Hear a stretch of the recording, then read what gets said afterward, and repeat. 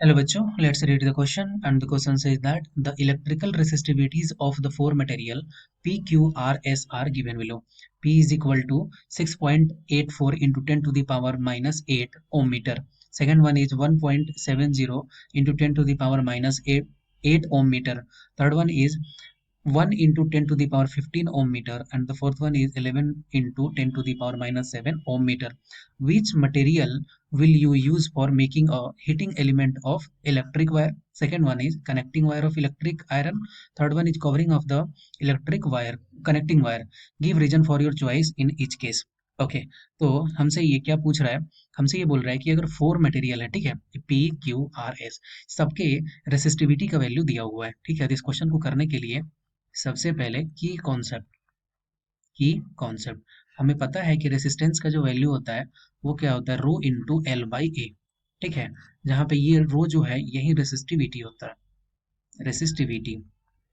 Okay, इसका मतलब कि जिसकी रेसिस्टिविटी का वैल्यू ज्यादा होगा, उसी का रेसिस्टेंस का वैल्यू ज्यादा होगा, अगर लेंथ और area of the cross section अगर सेम रहता है। इसी प्रॉपर्टीज का यूज करके इस क्वेश्चन को सॉल्व करते हैं, ठीक है। तो सबसे पहले ये पार्ट में क्या पूछ रहा है कि heating element of electric iron, ठीक है।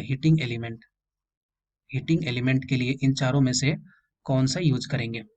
ओके, तो हीटिंग एलिमेंट का मतलब हो गया कि हमें वो ऐसा मटेरियल चाहिए जिसका कि क्या रेसिस्टेंस ज़्यादा हो, क्योंकि रेसिस्टेंस ज़्यादा होगा तो पावर कंज्यूम करेगा और वहाँ पे वह हीट जनरेट करेगा, ठीक है। तो अगर रेसिस्टेंस ज़्यादा है इसका मतलब क्या है कि रेसिस्टिविटी इसमें सबसे ज़्यादा जिसका हाई हो। तो इन चारों में से सबसे ज़्यादा रेसिस्टिविटी किसका है? तो ये है आर, ठीक है। आर कितना दिया हुआ है? 1 into 10 to the power 15 ohm metre, ठीक है। और ये कौन सा मटेरियल होता है? ये होता है नाइक्रोम, ये होता है नाइक्रोम। ओके, सेकेंड वन की बात करते हैं। तो सेकेंड वन में क्या दिया हुआ है? हमें बताना है कि connecting wire of electric iron, ठीक है। कनेक्टिंग वायर, ठीक है। Connecting wire of electric iron, इसके लिए कौन सा यूज करेंगे? तो कनेक्टिंग वायर है, इसका मतलब कि इसमें रेसिस्टेंस की वैल्यू क्या होना चाहिए? लो। और अगर रेसिस्टेंस का वैल्यू लो है इसका मतलब रेसिस्टिविटी का वैल्यू भी सबसे लो होनी चाहिए, ठीक है। तो इसके लिए कौन सा सेलेक्ट करेंगे?